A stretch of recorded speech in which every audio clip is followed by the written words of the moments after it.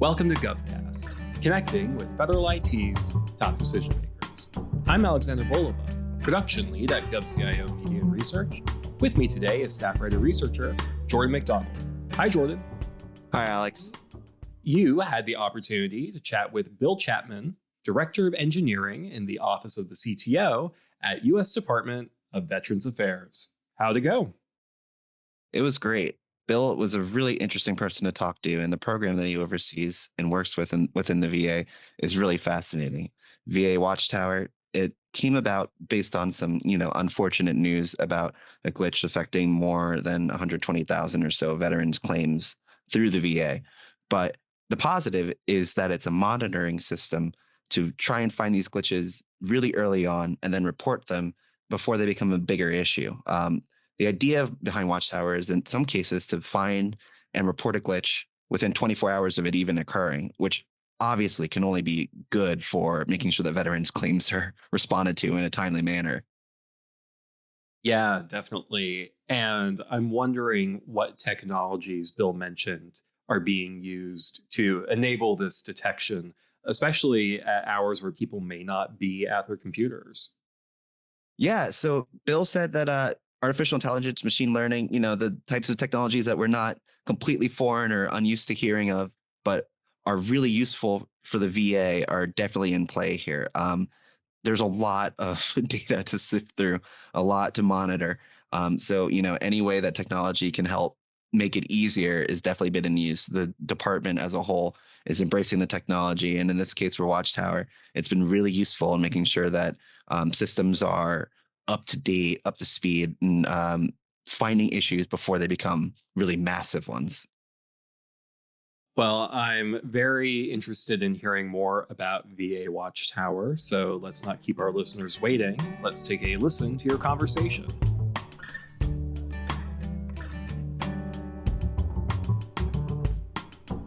Hi, I'm Jordan McDonald, staff writer with GovCIO Media and Research, and today I'm joined by Bill Chapman, Director of Engineering for the VA's Office of the CTO.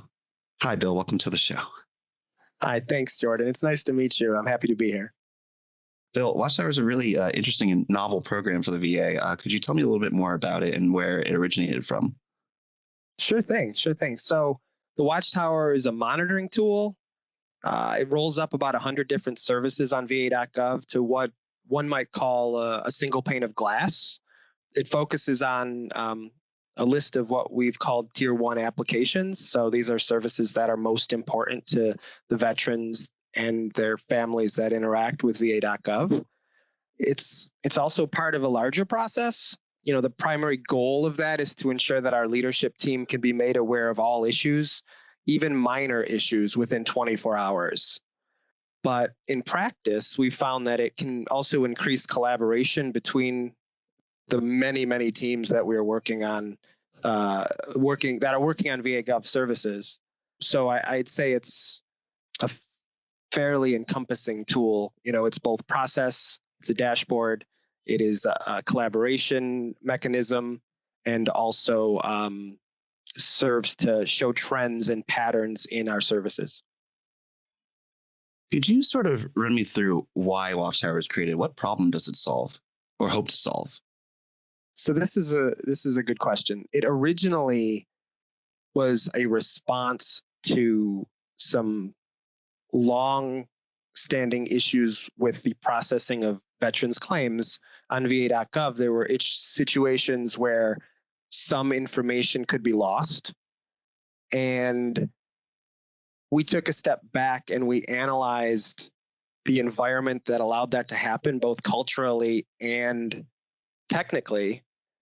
And we wanted to build a tool that would allow our leadership teams to be directly involved in the solutioning, or how could I say this? Not necessarily the solutioning, but be part of the solution for making va.gov more reliable.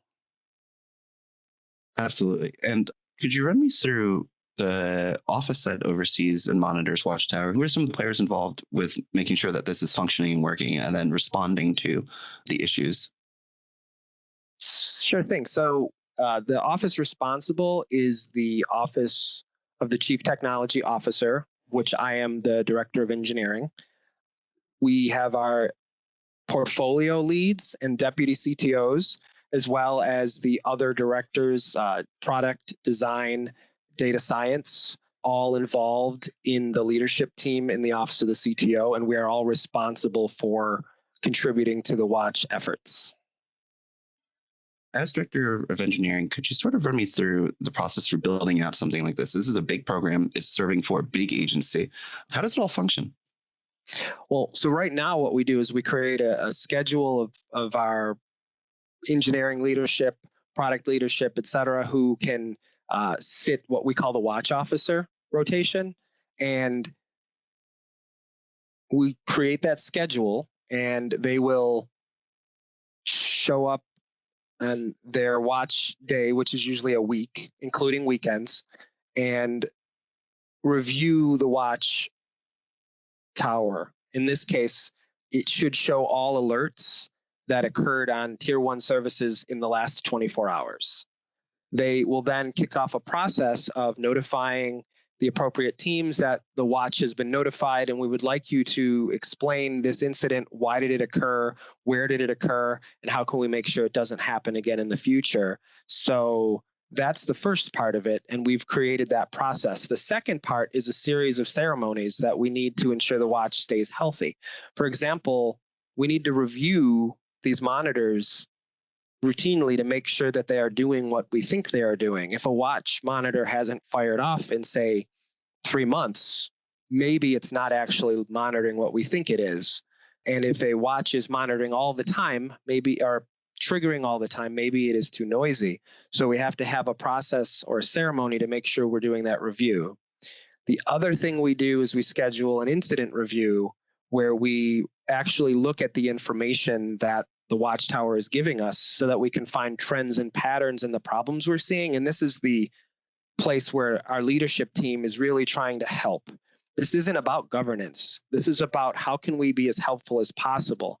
We have over 50 teams contributing software to va.gov, and they can't all have that 1,000-foot view. We're sitting in a place where we know what's going on different teams, and by seeing the patterns and the types of issues we're experiencing, we're creating a process that will allow us to act on those patterns, not just on the issues themselves. It's great. Are you able to share how effective Watchtower has been since it started? Well, first, let me ask, Yes. How long has Watchtower been in operation?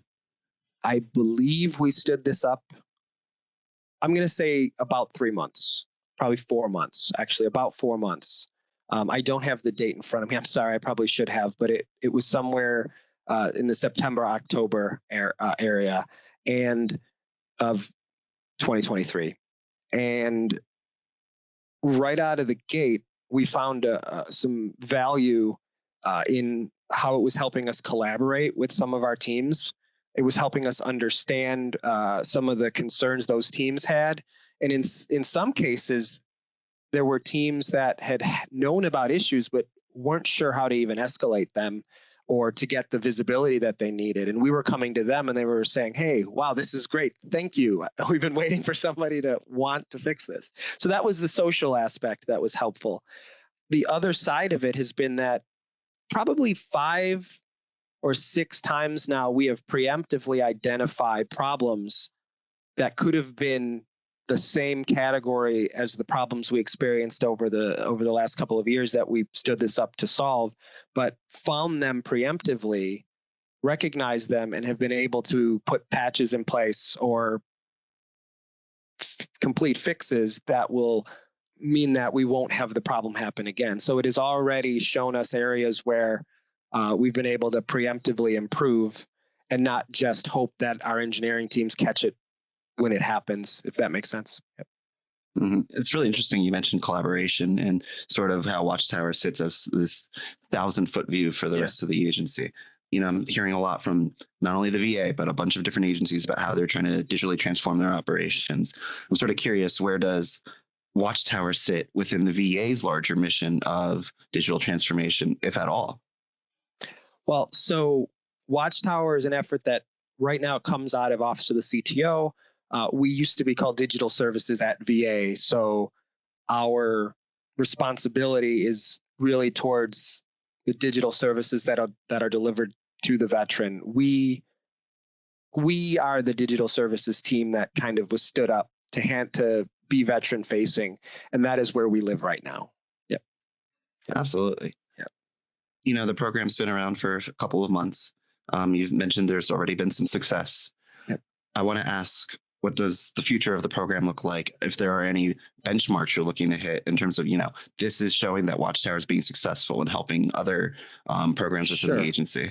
Sure. So this question is near and dear to me. I started here as a site reliability engineering lead for our platform, the VA.gov platform. So I like to think of this in terms of like SLOs, or our objectives for how the platform should behave.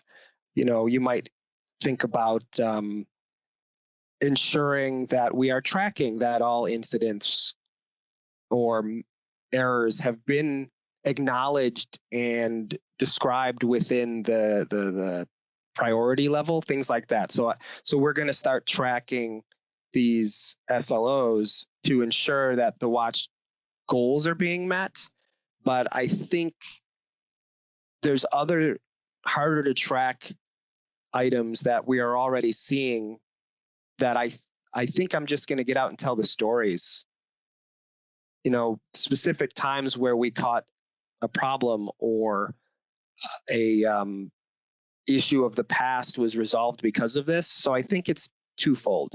Right now, we're telling some of those stories, but over time, we're going to start ensuring that the watch is doing the things we set out to have it do by tracking time to resolution on errors, and was the leadership aware that a thing happened? Because that's something that I want to be careful about. We have a very effective collection of engineering teams here. There have been times in the past where an incident will occur, it's caught, it's resolved, we move on. They're good enough at it that sometimes leadership doesn't know it happened. So one of the things we are tracking is, does that happen again? Are there times where something occurred and leadership didn't know about it until 3 or 4 weeks later? Do we always know 24 hours later? That's another metric we're working on. Absolutely. And so you mentioned the time to resolution. I've heard that Watchtower is sort of designed to catch and notify officials of these issues 24 hours. Why is that window so essential to Watchtower's, ethos? Why does it have to be 24 hours?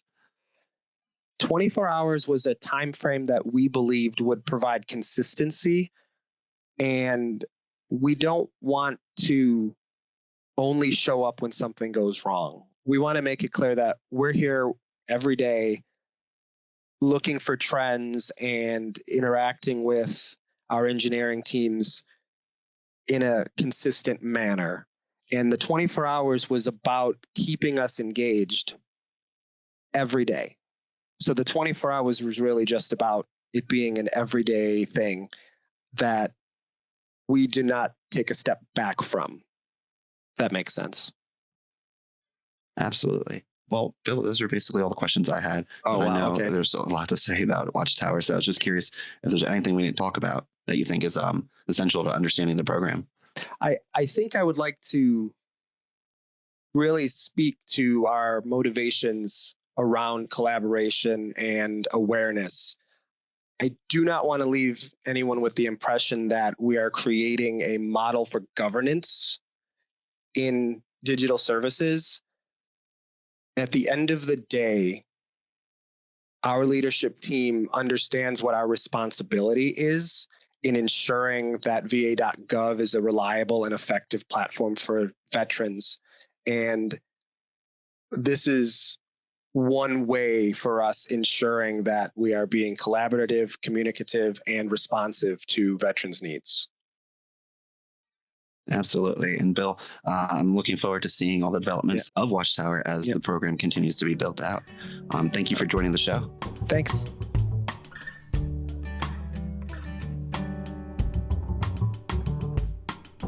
Thank you, Jordan. That was a fascinating conversation with Bill Chapman. Before we let our listeners go, do you have any last highlights or takeaways that you want to leave them with? Yeah, absolutely. The story with Watchtower is a really fascinating one, but it's important to keep in mind that this is just one piece of a larger puzzle within the VA. The organization's gone through a lot of modernization, digital modernization efforts over the past year or two.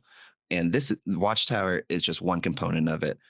The agency is really just pushing towards modernizing its systems, but also getting more and more people coverage through the VA. And it's all part of a larger strategy to develop trust in the agency for veterans and improve their health care across the board. We see it with the PACT Act. We see it with digital modernization. The agency is really trying to do the best it can for veterans, and Watchtower is a small piece, but a very important one in the larger puzzle. Yeah, it's important when we talk about these specific programs on GovCast to keep in mind that these are all just little puzzle pieces in the broader plans for modernization across the federal government. Well, I look forward to hearing more about VA Watchtower in the future and generally just more about what the VA is up to. But for now, that's all for today's GovCast. If you like what you heard, make sure you leave a review and a 5-star rating on the podcast platform of your choice. We'll be back next week with a brand new podcast in our GovCIO Media and Research podcast feed. I'm Alexander Bolova. And I'm Jordan McDonald. Thank you for listening.